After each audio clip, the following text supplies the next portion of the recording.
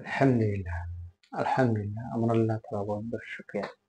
আমি আপনাদের সাথে আছি হাসান বিন ওসমান শেখ।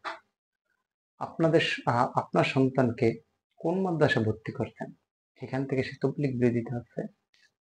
আমরা সবসময় বয়ানে কই যে আম গাছের থেকে আম বেরাইব, কাঁঠাল গাছের থেকে কাঁঠাল বেরাইব। যে আম গাছের থেকে কাঁঠাল বাইর করা আর কাঁঠাল গাছের থেকে আম বাইর করা যেমন সম্ভব না, সেরকমই যেই ঢাইসে রাখবে সেই ঢাইসের মধ্যে সেইটা পয়দা হইব, সেটা বলা হয়। যেমন মানুষ বলে যে বংশ দেখা তার পরিচয় দেয়। দুর্জন বিদ্যা পরিত্যাজ্য, মানে অসৎ বিদ্যা অর্জন করা আর মূর্খ থাকাই সমান। এর লেগে যে আপনার ছেলেকে মেয়েকে এমন মাদ্রাসা ভর্তি করলেন যার দ্বারা সে তবলিগ আলা হইব না, অর্থাৎ তবলিগের বিরোধিতা হইবে। বেশিরভাগ জায়গায় দেখা যায় যে বাপ এবং ছেলের সাথে সম্পর্ক নাই। কেন সম্পর্ক নাই? যে আপনি আল্লাহ তাআলা মাদ্রাসা ভর্তি করে দিচ্ছেন, তাকে সে উল্টাপাল্টা বোঝানো হইতেছে। সে আপনাকে বুঝিয়ে দিচ্ছে উল্টাপাল্টা। আপনি যদি আজকে তবলিগে না যেতেন, সে আজকে তবলিগে লাই হইতো না। সে এরকম সাধারণ মানুষ হইতো। আজকে আমরা তবলিগে যখন সে আলেম হইতো, সে এটা বোঝে না। না বোঝার কারণে এরকম জায়গায় ভর্তি হচ্ছেন, তার মনোযোগটা উল্টাপাল্টা বুঝিয়ে দেওয়ার কারণে এটা হইছে। এর লিগে এরকম মাদ্রাসা ভর্তি করতে হবে আপনাদের ছেলেকে, যেখানে সে দিনদার, বুজুর্গ, দিনী দার হইবে।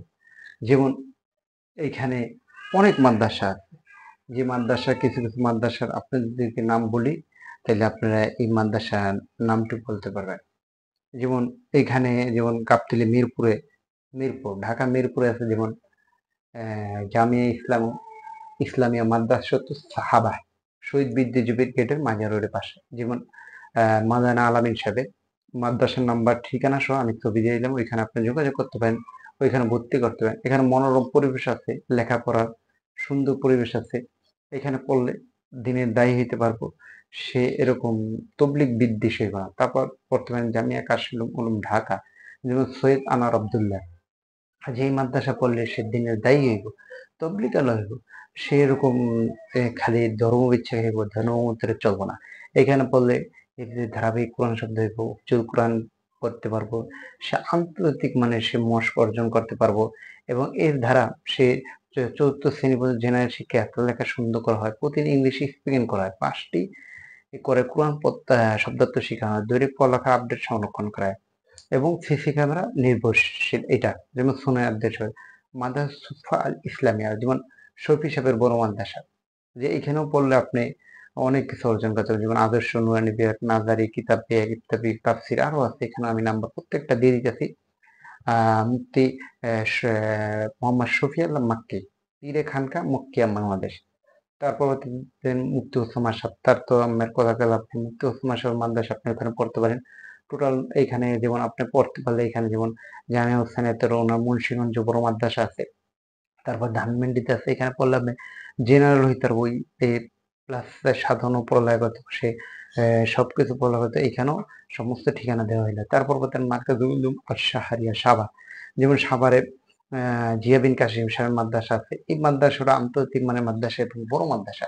তারপর বলতেন মুয়াজ বিন নূরের মাদ্রাসা, আরো অনেক মাদ্রাসা যেখান থেকে পড়লে আপনার ছেলে দিনের দায়ী হইব, প্লাস আলেম হইব। এরকম আলেম হইব, সেরকম বসে বসে খালি যে তার চাকরি করাটা, মাদ্রাসা পড়ানোটা সে এটা জরুরি মনে করবো না। তার মনে করবে যে প্রত্যেকটা উম্মতের দিনের উপরে আনার যে কেমনে সে ফিকির করবে, সেই কাজটা তার।